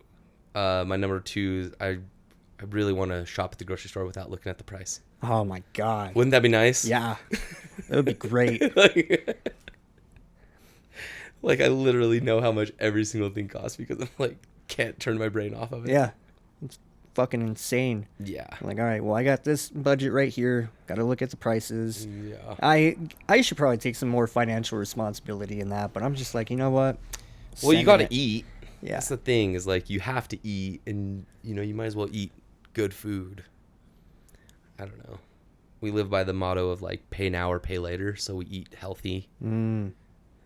Because you pay for expensive like organic food now, but it's, prolonging your life. You don't have the disease, blah blah blah. Yeah. Maybe. I don't know. That's true. Who knows? That is true. So do you have a boy and a girl? Mm-hmm. Yeah. And Finn she's going to be 6 in July, and Nash, he just turned 1. His birthday is 5/25/25. wow. Yeah. So it just passed. Mm-hmm. Nice, man. Nice. Yeah. When you had a girl, did it change your whole perspective on the world? Yeah, I feel like having kids, no matter what, kind of changes the perspective, because you just realize how like scary it is out there, because you don't have any really real control over like their lives, and like you do and you don't all at the same time. Like they still have to go to school, they still have to, like, you can't just keep them around you all the time. So that's a thing, like, but no, like it wasn't like this. I would say, I don't know. Yeah. Like she's just so dope now. Like she's the dopest. So yeah, you just want to protect them. That's all. And just want to protect them at all costs, and whatever it is. Yeah, it's like a huge responsibility. It's obviously a huge responsibility. so hard, man. It's so hard. I don't know if it would be harder now than it was when, my parents were growing up. Just because not only social media exposed you to so much stuff, but people in general expose you to so much in school too. Like, you're never, unless your parents smoke marijuana, you're never going to be exposed unless you go to a school, and then you're going to end up running into someone who's like, hey, like, do you smoke weed? And it's sure. like, oh, cool. I've never tried it, but then boom. Yep. And then they go down that. And then it's like, I wouldn't call it a gateway drug, but it's, the world exposes you to so much. At like such a younger age now.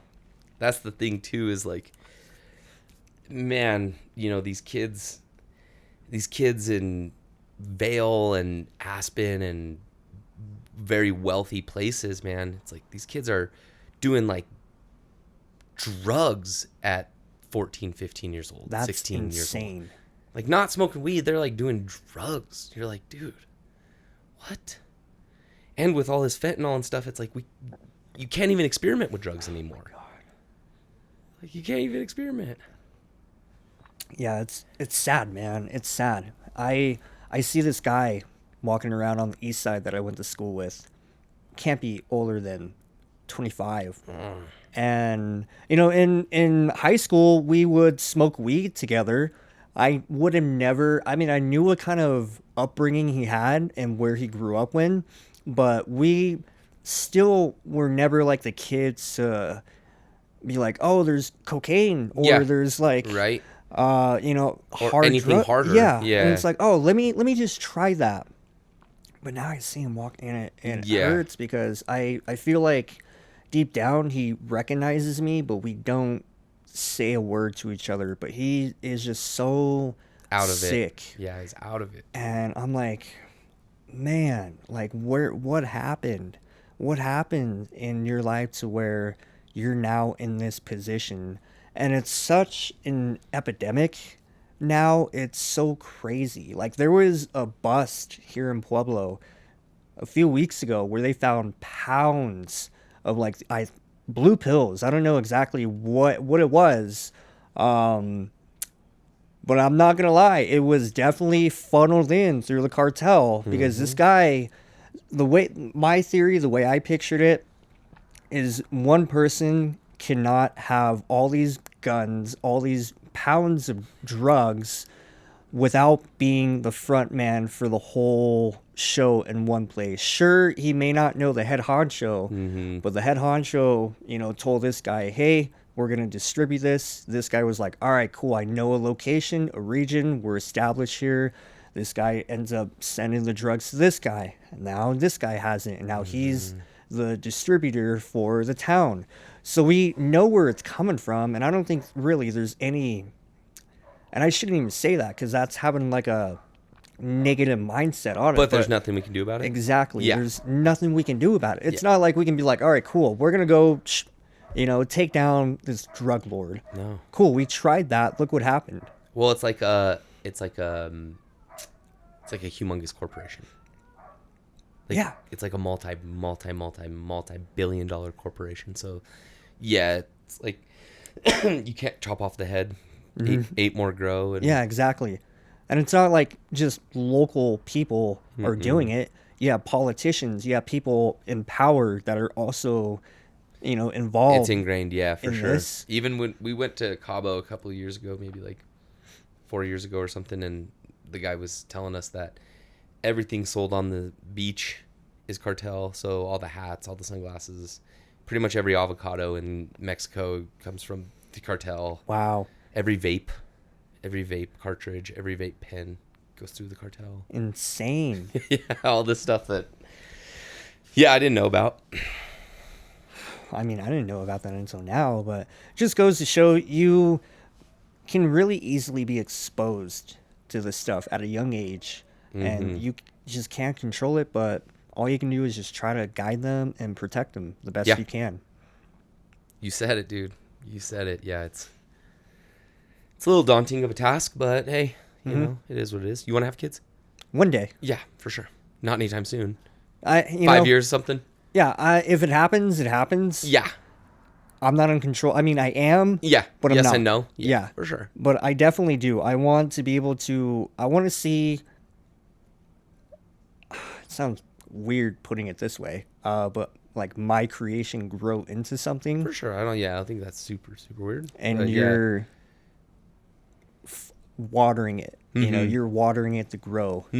You're showing it the way, but you're also there along the way to experience that. For sure. Because again, I mean, I wouldn't say my parents weren't there, but, I grew up, tough. So I never really experienced my parents coming to certain events or, my dad was like, hey, you always hear or see that typical scene in any movie or you hear that story. It's like me and my dad would throw the baseball. It's like never happened for me. So really, I want to be able to create those kind of moments and memories for my kids and experience that as a father. So I definitely want kids, not only just for the sake of Oh, watching the person grow, but just sharing those moments and those memories with a kid. Well, that's like literally the complete opposite of me. Growing up, I could ask my dad to throw the ball anytime, and he would drop whatever he was doing, no matter what, and we'd go throw the ball. And so, like, growing up with that is, I never realized how abnormal that was until I got older. And you realize, like, oh yeah, all these other kids' dads had to work. Like, yeah, my dad was working, but he was doing art, and so he was throwing pots in the studio or whatever, and all he has to do is wash his hands of the clay, and then he can go out and throw the ball with me for excuse me, like 15, 20 minutes, 30 minutes, an hour, whatever, like his whole day. Just, and so I was extremely fortunate. I have amazing parents. That's awesome. Really good parents.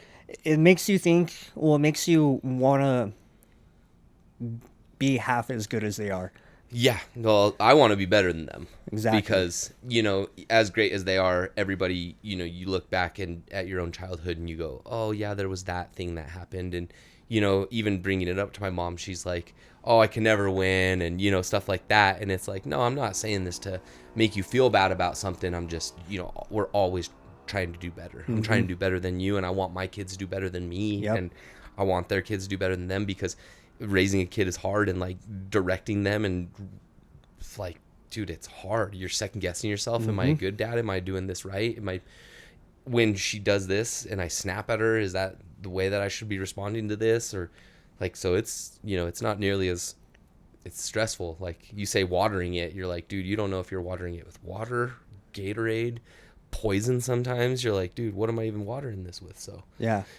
you're trying to water it with water and you're trying to give it all the love and the nutrients that it needs to grow. And, there's times where you're like, I don't know.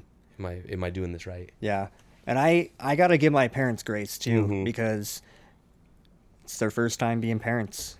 Well, and not only that, but you're not like some buck up right now. So Yeah. like they obviously did something. Right? Like, I don't know how much credit you want to give to a parent for their adult child not like being a drug addict or something. But yeah, like obviously, they did something right. Yeah. That's a big accomplishment in itself. Yeah, exactly. So, that's why I'm like, I got to give them grace, because I wouldn't be the person I am today if it wasn't for them. I wouldn't have the mindset I have today if it wasn't for them. And, I love my parents. I love my dad.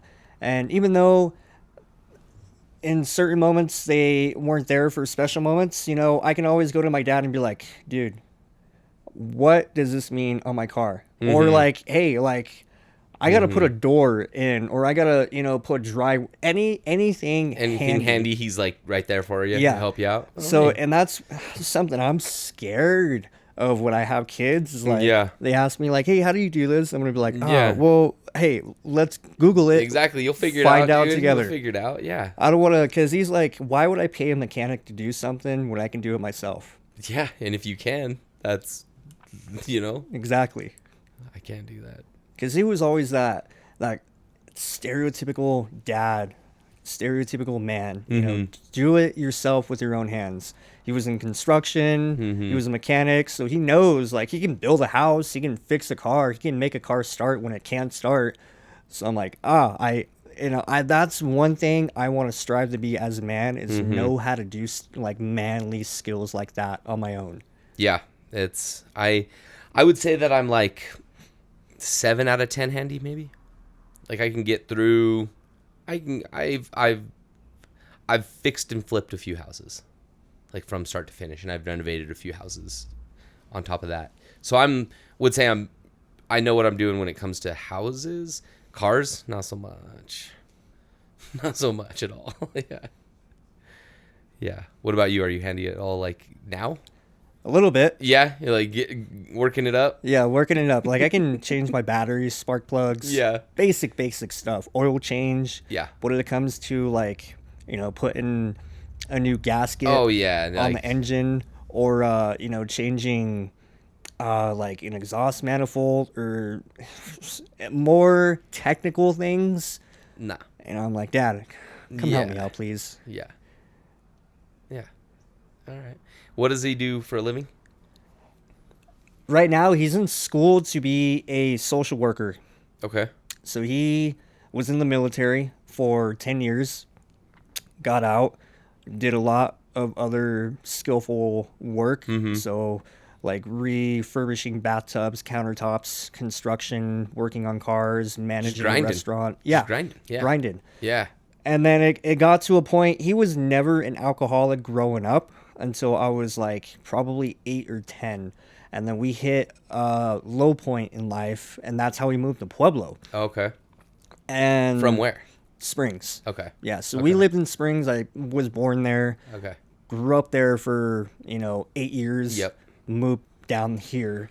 And then slowly over the years, I don't know what he was going through, because I'm not him. And, as that generation of men, they don't talk about how they feel. Yep. They just, take action, and hopefully it solves the problem without talking about it. Bottle it up. And, yeah.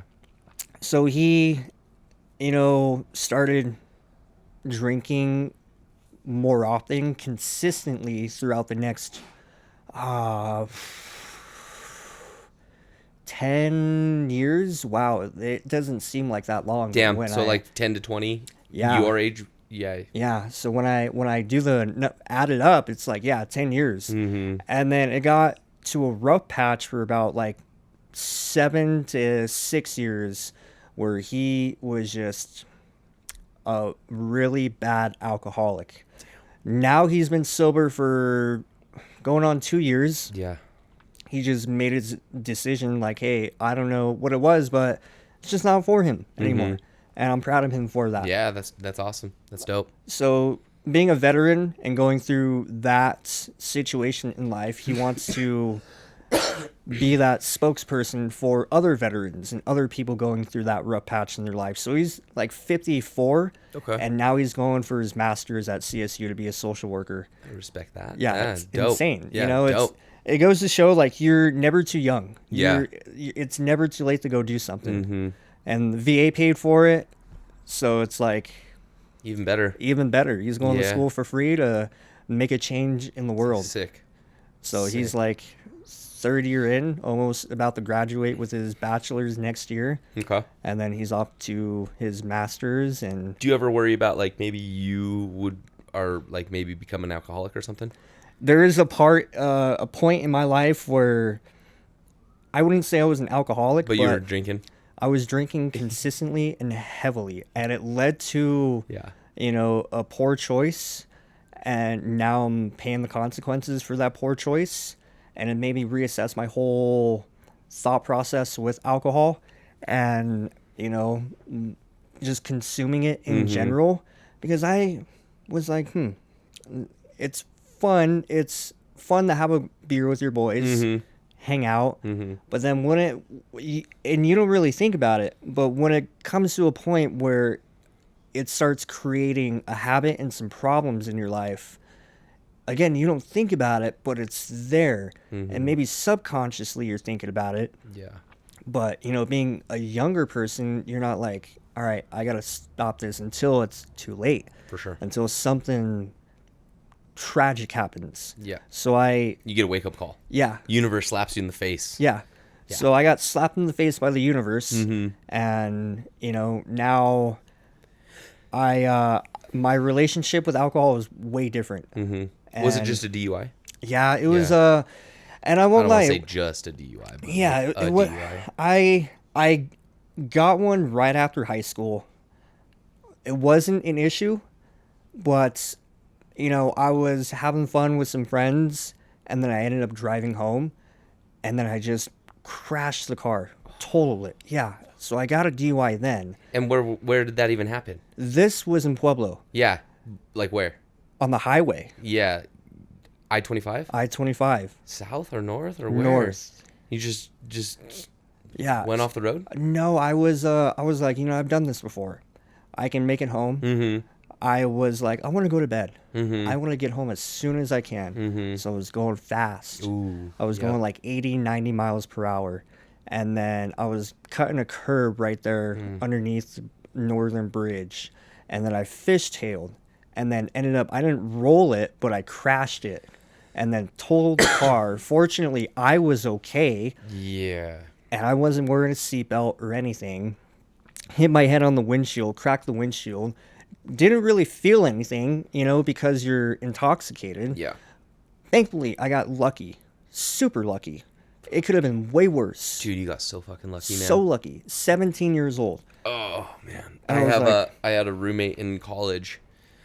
Really, really, really good friend, dude.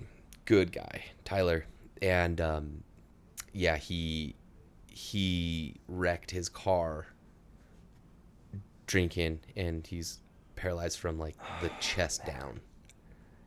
Now, Damn. Yeah, I know someone like that too. I'm pretty sure his hands work and his arms work, but they don't grab. Like it's more like they have to he Mhm. picks things up like that. But and fuck, man, yeah. Yeah, it's tough. It's tough. It can man. happen like that. Exactly.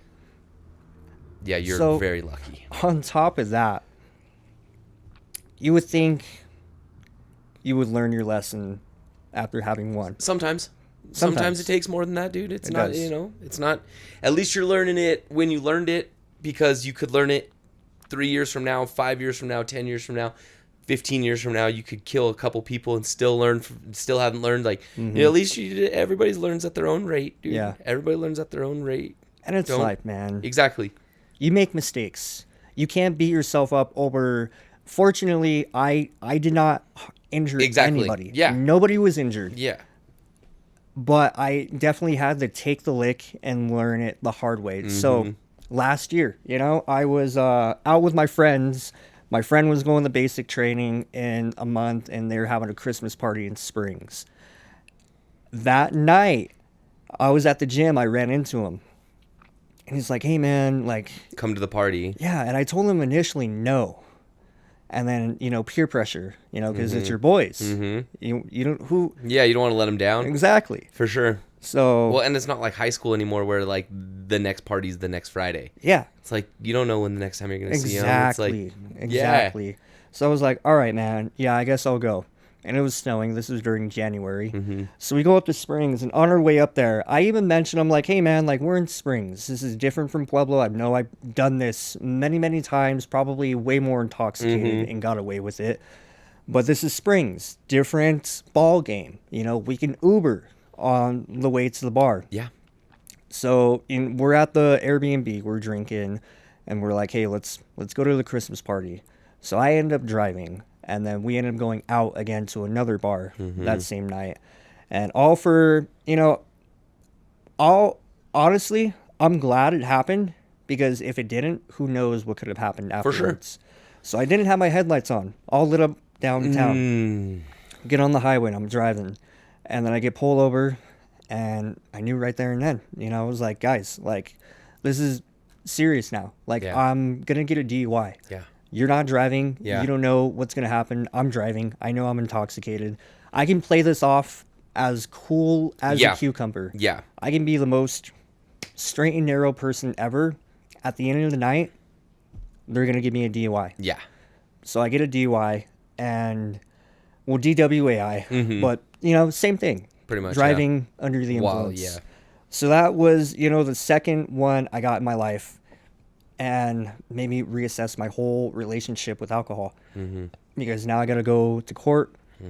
I got to go to jail. Never been to jail. Oh, you have to go to jail still? Now you do. Yeah. How long? 10 days. Ooh. And so when are you going to go to jail? I already went. Okay. Yeah. Okay. Horrible. Oh, yeah. Yeah. Horrible. But just like you said, you're happy that it happened. Honestly. Exactly. Yeah. So, same thing with me. I did 3 days in jail. So, yeah, 18 years old, drinking with some friends, decide to break into cars. Just walk around the neighborhood, just breaking into open cars, looking into open cars. Right? Drunk 17-year-old Pueblo thing to do. Right? And, the cops busted us inside of an open car or something. Right? We didn't even steal anything. And then I had just turned 18. So they take us to jail. And it happened like on a Friday night at maybe like 11 p.m. or something. And they couldn't get me into court until like whenever. And I couldn't get bailed out until Monday. And it ended up being like Monday night. So it was pretty much like from Friday night until Monday night, I was in jail. And yeah, they ended up trying to hit me, or they did hit me with criminal trespassing and felonies, and they're saying that I'm going to go to eight years in prison for breaking into cars and this and that. And yeah, they scared me straight, dude. Absolutely, they did their job. Fuck yeah, because I definitely learned my lesson. The kid that I was with definitely didn't learn his lesson. He's in prison right now, currently. So yeah, like, I'm so happy that I learned that lesson. If you would have asked me while I was sitting in a jail cell if I was happy that I was there, no. The answer is no. But yeah, it was the best thing that's happened to me because, yeah, just like you said, I was doing so much other crazy Pueblo hood shit at that time that who knows what we would have gotten in trouble for, like way worse than, breaking into cars. And there's a lesson to that. It's life. You can't beat yourself up over it.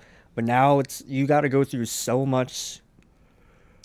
You got to go through a lot to be able to get out of the situation you're in. For sure. And it's a constant reminder, don't drink and drive. And a lot of the people you end up doing these classes with, because they make you go to therapy, they make you do an educational class, they're like, yeah, just don't drink. There's truth behind that. There is. Because then you don't have to worry about driving. Exactly. I'm not going to say just I'm don't not drink, but gonna, drink again. Sure, if the boys are in town, or if I'm out with friends, I'll go fucking have a beer with them. Yeah. But you're just like not currently drinking. Yeah, I'm on a sobriety break, but it's like, when I have a beer, just don't fucking drive. Just don't drive. Simple as that. Uber. Uber is way cheaper than a DUI. Yeah. I'd rather pay now $50, $100 for an Uber than to pay $12,000. I know, dude. For a DUI. I know. So it's always going to be a lesson to keep thinking about, and it's always going to be something that's going to be in the back of my head, even when I do drink, because it's like, hey, yeah, it's fun. Just be responsible. And I think the most responsible thing you can do, especially for you, like if your issue isn't like, I'm going to become an alcoholic and drink from morning until night and be a worthless drunk, then yeah, dude, if like drinking and driving is your problem, that's an easy solution, dude. It's way easier than being an alcoholic, and that being your issue with alcohol. You know what I mean? Yeah. Like, that's an easy solve, dude. Definitely. Like, it's not like you're addicted to drinking and driving. Yeah. Like, you love the feeling of getting behind the wheel. Like, I have to do it because it's so fun. No, it's like you just make bad decisions when you drink. Yeah. If you go into drinking knowing that you're going to, like, not make a bad decision, I feel like I feel like you could be a very responsible person who drinks. Just say no. I'm not a fighter. Yeah. In any way, shape, or form. There has never been a time where I'm out, and wanting to fight or anything. Yeah, it's like I'm just like, I want to dance. Yeah, man. Straight up, dude. I want to go talk to some ladies. I want to go shoot the shit, play some pool. Like, I don't want to get into. I'm not here to find trouble. Yeah, I'm here to have a good time. Yeah, I think you can. I think you can consume alcohol responsibly. I think you can. Yeah, I think that's in your future. Like, obviously, I'm nothing, but seems like you have your head on well enough where. Like I asked you, like, are you afraid of becoming alcoholic? No. Like, I think you're all right. Thank you. I appreciate that. Yeah, for sure. Life's all about lessons and failures. Like, even when you were drinking, were you like, I don't know, overdoing it? Overdoing it? Not all the time. Yeah. But there's times where, I probably did overdo it. I mean, I guess like vodka in the smoothie for the morning, vodka in a protein shake to start your day, like vodka Red Bull to get your day started, vodka coffee to get the day started. Only on vacation. Yeah, right? Like, okay. Yeah, I think you're all right, bro. Yeah, I really man. do. Yeah. That's not, I don't like that. After a night out, I'm like, dude, I need water. I need,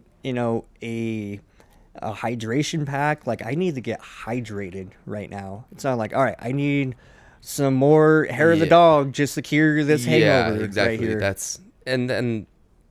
That's fine. I think it's when people, I don't know. I don't think I've ever even really been subjected to a real alcoholic. So I've never seen somebody just like pound a pint of cheap vodka in the morning or something. I've heard of people telling me, yeah, my mom used to do that, or like they're telling me, yeah, my uncle does that, but I've never been around. I've never been subjected to that type of craziness. Yeah, it's unhealthy. It's a bad habit, man. It is. Alcohol's ugly, bro. It is. That's the thing. Alcohol's really ugly. It's fun, but I saw this thing on Instagram, and it was like, if alcohol was invented today, like, people would be like, wouldn't fuck with it. Really? You gotta think, dude. It's just like, all right, so there's this thing that you can drink now. It's like this new thing that just got invented, and like, once you drink it, you can't really control yourself.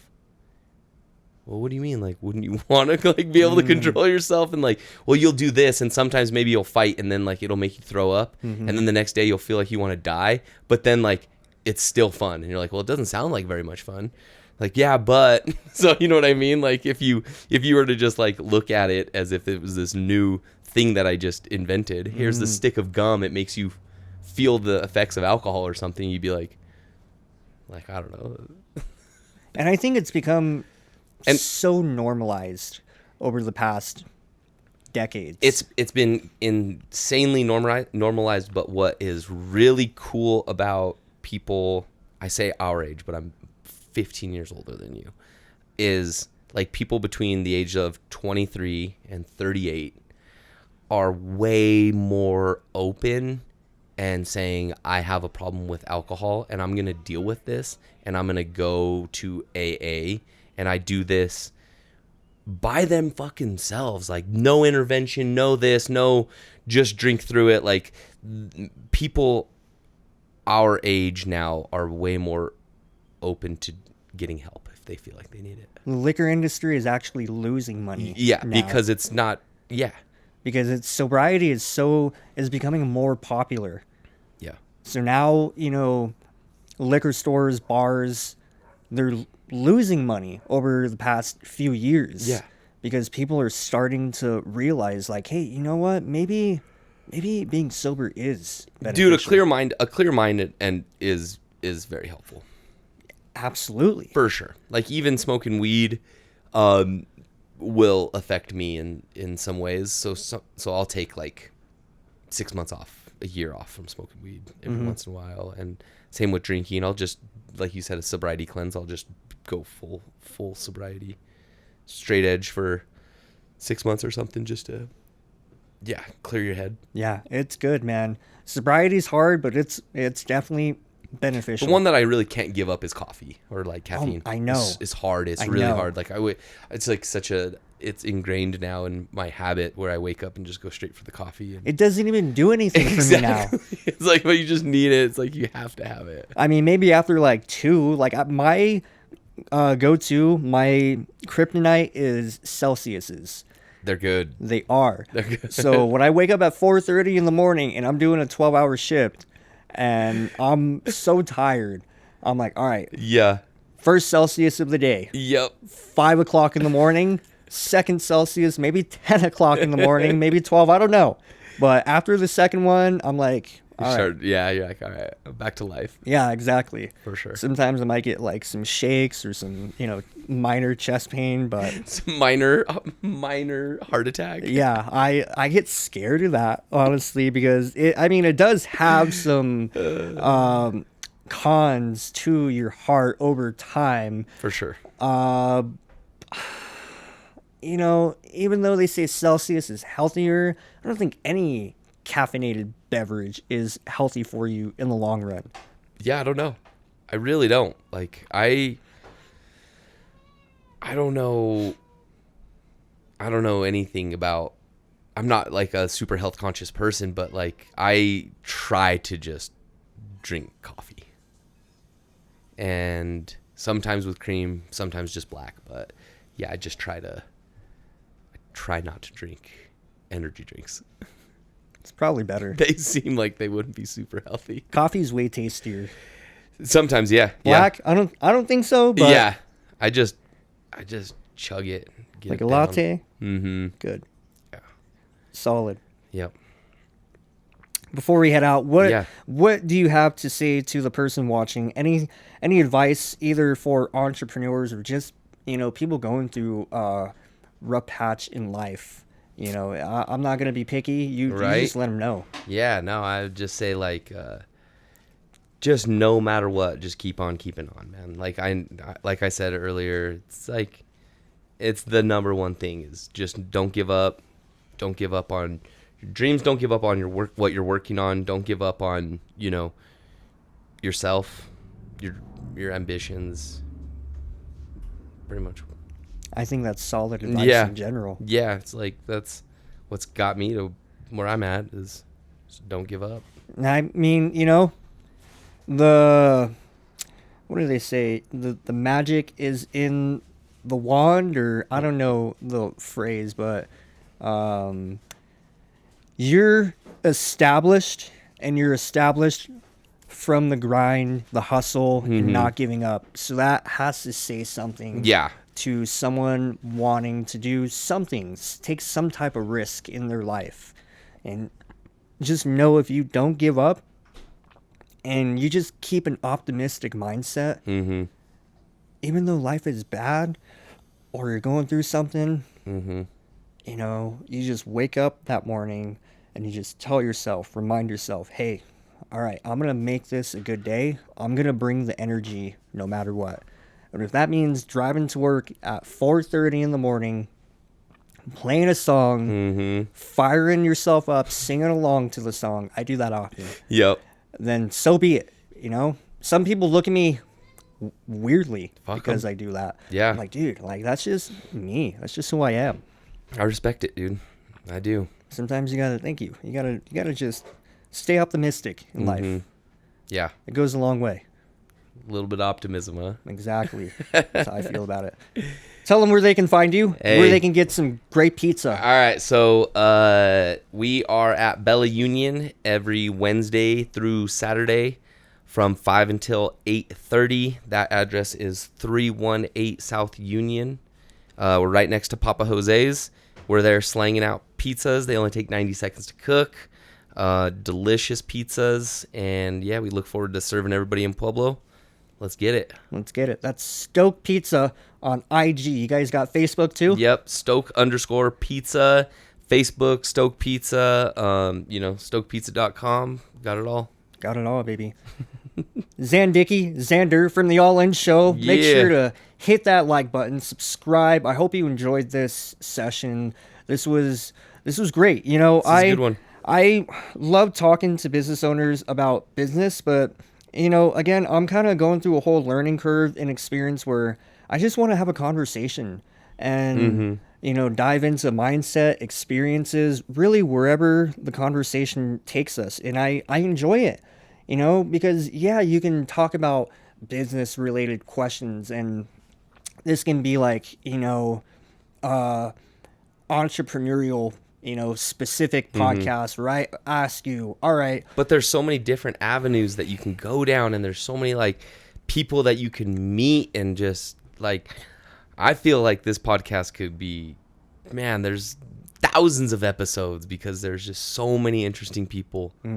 And like I could give you 5 interesting people, and then I could give you one of those people could give you another 5 interesting people, and before you know it, it's like, shit, dude, we don't have enough time. That's what I'm saying, man. There's so much opportunity. There's so much. Everybody has an interesting story here, man. Yeah. It's good I stuff. appreciate you coming on, though. It's Oh, been fun, dude, man. absolutely. I appreciate you having me. Yeah, of course. Thank you. Thank Hank and Tyler. Yeah. Thank Thanks, you guys. Hank. Thanks, Tyler. I hope- Appreciate you guys. You watch this. Yep. But Get both of those dudes back, or get them on here. I know That'd I be want fun. to. I want to. One day, Yep. day, I'll have you guys on, and it'll be a great episode. But you know where to find me. All social medias, The All In Show. I love you guys. Yep. Thank you for tuning in. Peace out.